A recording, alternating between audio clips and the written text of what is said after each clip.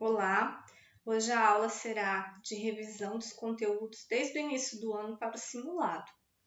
Então, o primeiro conteúdo trabalhado foi conteúdo de biodiversidade, aqui na página 10. Então, esse conteúdo ele vai abordar, o conceito a respeito da variedade das formas de vida que existe, a relação do meio todo, os níveis tróficos, de organização, dos animais, então desde os produtores, consumidores, os decompositores, a importância que eles têm para que haja essa biodiversidade, um equilíbrio. Fizemos exercícios a respeito deste conteúdo. E também a gente não vai deixar de falar da influência humana no meio ambiente. Então aqui nós podemos trabalhar algumas questões ambientais importantes que acabam interferindo em todo o equilíbrio. Então eu costumo falar que equilíbrio ambiental é quando a gente tem uma quantidade suficiente de todas as formas de vida vivendo num local. Não pode nem entrar em extinção ou diminuir em quantidade, nem se multiplicar demais.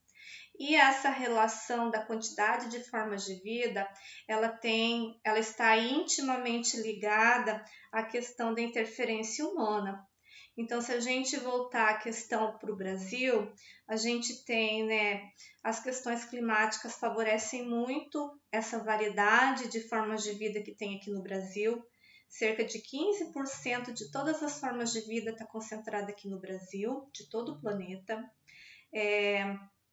As questões climáticas favorecem bastante, então o nosso clima, tropical. Só que a gente tem também o lado negativo. Então, políticas ambientais que elas não são efetivas. Temos a questão da biopirataria, então são animais que são retirados, do seu ambiente para serem comercializados de maneira ilegal. Também o desenvolvimento econômico, que às vezes é o primeiro fator mais importante do país, então se dá mais importância para a questão econômica do que a questão de preservação ambiental. Então aqui a gente pode estar falando da questão de queimada, de desmatamento, derramamento de petróleo, podemos estar falando da questão da poluição dos rios, da poluição do ar. Então tem vários problemas ambientais que a gente pode estar citando que está ligado à questão da biodiversidade. Ainda seguindo o texto, vai falar de alguns animais que estão já em risco de extinção ou já extintos devido a toda essa interferência humana. Eu quero chegar lá na questão da conscientização ambiental, tá? Então, conscientização ambiental é uma forma de conservar essa diversidade biológica. Então, através de quê? Da própria conscientização, de orientação, de leis, de medidas, de acordos, de protocolos. Então, são meios para que se garanta que haja essa conservação. Então, surgiram, alguns documentos que foram importantes, então, para que haja todo esse compromisso entre os países de acabarem diminuindo todo o impacto ambiental que eles causam, porque todos têm a sua parcela de culpa, independente se é um país desenvolvido ou subdesenvolvido. Tá? Geralmente os países que têm maior desenvolvimento econômico são aqueles que têm o poder econômico maior, são aqueles que acabam agredindo mais o ambiente. Então aqui a gente tem a Convenção da Biodiversidade e a Agenda 21, tá? Surgiu em 1992, onde a ONU, que é a Organização das Nações Unidas, fez essa conferência aqui no Rio de Janeiro. Até ficou conhecido nessa conferência como ECO 92. Então, teve o objetivo de quê? Tá? Um objetivo bem importante aqui, tá? De fazer esse acordo, tá? E reconhecer que essa ação entre esses países que estavam nessa conferência se propusessem a diminuir todo o impacto, tá? Então, até surgiu, um documento criado que foi a Agenda 21, tá bom? Logo seguida que a gente tem o protocolo de Kyoto, bem importante, surgiu lá na década de 1990, mais especificamente em 1997, uma reunião que aconteceu lá no Japão, na cidade de Kyoto, por isso o Protocolo de Kyoto, aonde, né, alguns países que participaram ali acabaram assumindo o compromisso de diminuir a emissão de gases poluentes, principalmente do gás carbônico, para a atmosfera. Então, para tentar diminuir a questão ali do aquecimento global, tá? A Carta da Terra foi outro documento que foi formalizado, tá, pela iniciativa também da ONU. Foi mencionado lá na ECO 92, que posteriormente se consolidou e com a formação de uma própria cúpula, a Cúpula da Terra, que propôs o quê? Um documento que tinha diretrizes da atuação do homem com o meio ambiente, de que forma seria mais correta para que o homem, né, se relacionasse com o meio ambiente. Vieram outros projetos, né, que garantiam ali uma sustentabilidade na nossa maneira de, vamos dizer assim, de viver. O que é viver de maneira sustentável? É viver de maneira que a gente agrida menos possível o meio ambiente. Tá? Então, tirar todos os recursos necessários, mas não de forma que agrida o ambiente, que deixe ali graves sequelas ali na natureza, que ela não consiga novamente se recompor, se restabelecer. E aqui a gente tem as tarefas que foram trabalhadas a respeito, né, de todo esse impacto. Não podemos deixar de falar, né, da questão... Deixa a prof voltar aqui. Quem pode ajudar o meio ambiente? Todos nós, né? Então, a gente falou desses protocolos, desses acordos, incluindo os países. Mas nós, população, como que a gente pode fazer? Então, a gente, de repente, não é dono de uma indústria que emite gás carbônico em excesso, não é dono de uma madeireira que está retirando madeira ilegal, mas nós, na nossa casa, o que a gente pode fazer? Eu sempre comento, né? Tentar viver de maneira que impacte menos possível o ambiente.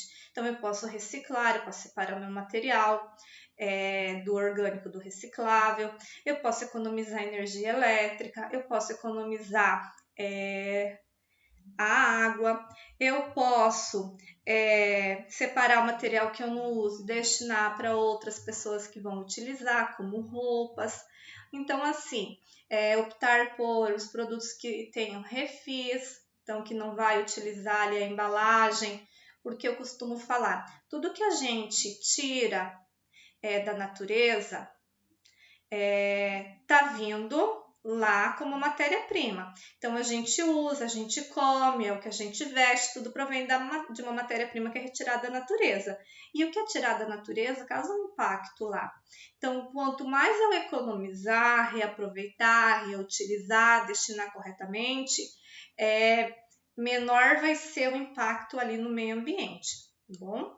Tudo gera uma reação em cadeia. Um organismo que falta, por menor que seja, por mais insignificante que no nosso conceito nós colocamos, ele tem um local dele, ele ocupa um nível trófico ali na cadeia alimentar, ele tem a importância para todo o equilíbrio, para toda a manutenção daquele meio, tá bom?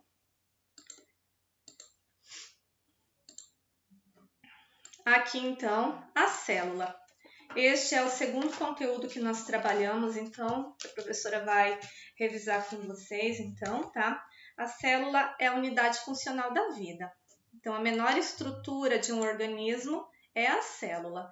Ela só foi possível, né, ser descoberta quando se descobriu o microscópio, porque a gente está falando de uma estrutura pequena, que não dá para ser vista a olho nu. Então, quando se descobriu-se o microscópio, deu origem para toda a teoria celular, tá?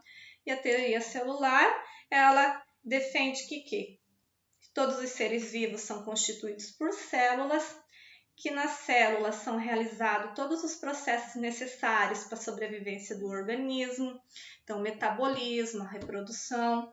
Cada célula deriva de outra célula pré-existente, Então, ela vai originar novas células. Então, a gente pode estar falando de um único ser, que é unicelular, ou de um ser com uma organização mais complexa, que a gente pode estar falando dos seres pluricelulares ali. Desdobramento da teoria celular. Então, aqui, como eu falei, é a unidade que constitui todos os seres vivos, tá? As células se alimentam, crescem, respiram, são capazes de se dividir, originam células semelhantes, elas podem formar tecidos, tá?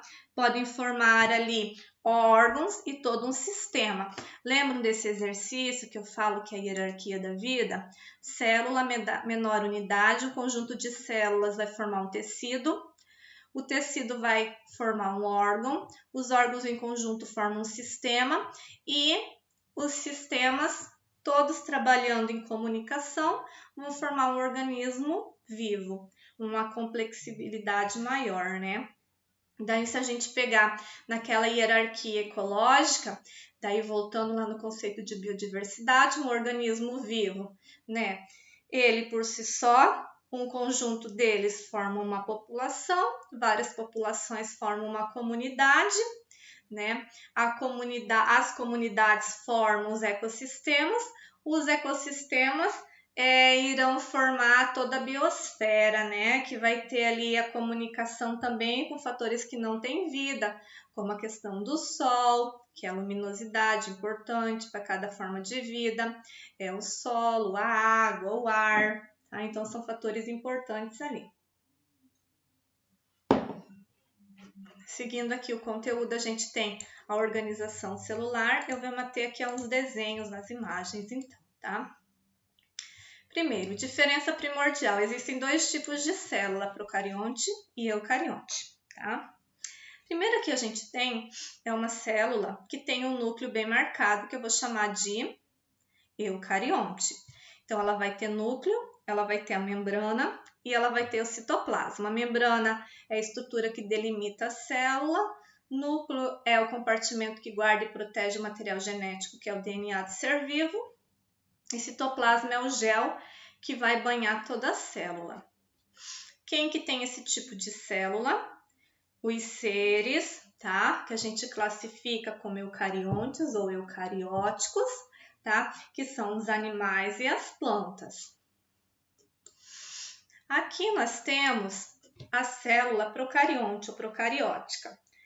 Que diferença que a gente tem aqui? Principalmente, tá? As três estruturas básicas que são derivadas ali da célula eucarionte, elas não estão presentes as três na célula procarionte.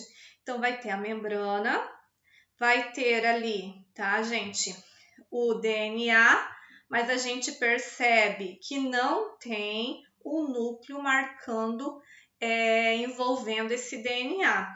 Então, a gente vai falar que uma célula procarionte, ela não tem núcleo definido.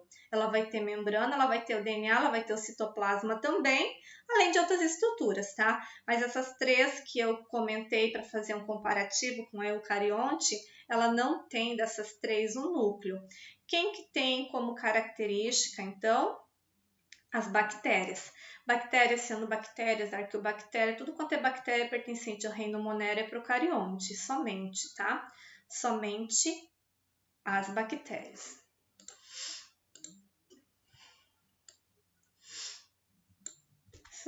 Seguindo aqui, a gente tem imagem, né, de bactérias, para a gente ter a noção ali, tá? Do tipo de célula. Aqui a gente tem, novamente, falando das células eucariontes. Eucarionte, ela vai se dividir em eucarionte animal e eucarionte vegetal. Então, aqui eu tenho o núcleo bem definido, tá? A carioteca vai ser a membrana que vai envolver todo o núcleo. Eu tenho o citoplasma e eu tenho a membrana. E tem outras estruturas que eu vou chamar de organelas celulares, tá? Que depois, lá na próxima imagem, vocês vão perceber que eu tenho como fazer um comparativo. Aqui, tá? Aqui eu tenho uma célula eucarionte vegetal. Por que eu sei que é vegetal? Porque ela tem essa estrutura verde, tá? Que eu vou chamar de cloroplasto, que é responsável por realizar a fotossíntese, que animal não tem, animal não faz fotossíntese. E eu vou ter aquele vacúolo de água ali bem grande, que toma conta de quase todo o interior da célula. Então, é característico apenas de célula vegetal. Assim como a parede celular. A parede celular está presente somente em célula vegetal, eucarionte vegetal, tá? Tem parede celular nas bactérias, mas ela é procarionte. Na eucarionte, tem somente na vegetal. Na animal, não vai ter. Então, aqui a gente tem a célula animal, que é o nosso caso, tá? Então, ela vai ter membrana plasmática, ela vai ter ali a presença do núcleo, que guarda o DNA, ela vai ter ali o citoplasma, que é o gel que banha a célula, e pode ver que ela tem algumas estruturas, inclusive o vacúolo, mas não é um vacúolo grande de água para ajudar no processo da fotossíntese como uma reserva. É um vacúolo, é uma reserva energética apenas, tá? Então, dá para ver algumas organelas, ou seja, estruturas que desempenham um papel importante dentro da célula eucarionte aqui animal.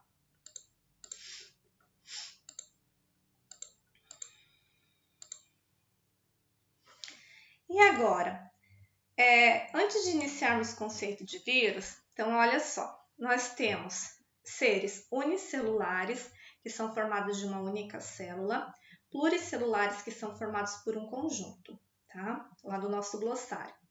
Nós temos as células procariontes que não têm núcleo definido, que é o caso das bactérias, tá? Que tem o quê? Que tem como principais estruturas, tá, gente? Membrana, tem parede celular, tem o DNA todo solto no citoplasma, não tem núcleo. A eucarionte, ela tem núcleo definido, que é o caso da eucarionte animal e vegetal. A vegetal, ela tem o cloroplasto, que é aquela organela verdinha que faz captação de energia solar para a produção da fotossíntese, ou seja, tem clorofila, tem aquele vacúolo, aquele acúmulo de água bem grande dentro e tem parede celular. A eucarionte animal, ela tem membrana, tem citoplasma, tem núcleo e tem outras organelas que fazem produção ali de energia, mas não é a fotossíntese, tá? Então, tem outras estruturas conforme o modo de vida que é heterótrofo ou heterotrófico, já que tem a condição de não fazer fotossíntese, tá? E vírus? Vírus não tem um reino, como a gente já trabalhou, são seres que nós vamos chamar de parasitas intracelulares obrigatórios, tem uma estrutura muito simples, tem alguns autores que consideram como uma forma de vida, outros nem isso. Por quê? Porque eles dependem de uma célula para parasitar um hospedeiro. Então, eles têm que adentrar o organismo, eles vão adentrar a célula, vão pegar o mecanismo da célula, vão se reproduzir, vão destruir a célula para sair novos vírus, ou seja, a replicação acontece dentro de uma célula hospedeira, que é o caso que a gente está vendo de várias doenças virais, inclusive, né, o coronavírus ou Covid-19 que a gente está ouvindo falar, a dengue também, tá? Então, assim, podem ser causadores de doenças, né? Porque vírus são sempre ruins. A gente pode carregar um vírus inativo no corpo que pode estar vivendo ali muitos anos na nossa vida sem resultar em sintoma. A partir que ele se multiplica, ele resulta em sintomas que é a doença propriamente dita. Então, assim, eles são sempre maus, sempre vilões, então causam doenças, como é o caso dessa pandemia. Então, a gente tem várias outras doenças causadas, então, por vírus.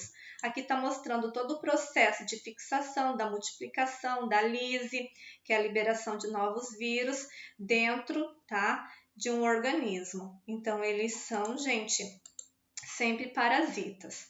Tem vírus que até parasita bactérias, para vocês terem uma ideia. Doenças virais, então, importantes. A dengue, que a gente já trabalhou bastante, tá?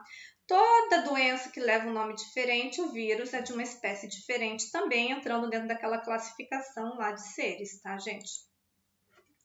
Daí vai mostrar, né, o processo aqui de infecção da febre amarela, que tem como vetor ali intermediário que a gente fala, ambos febre amarela e dengue, a gente tem o Aedes aegypti, assim como o Zika vírus, a chikungunya também.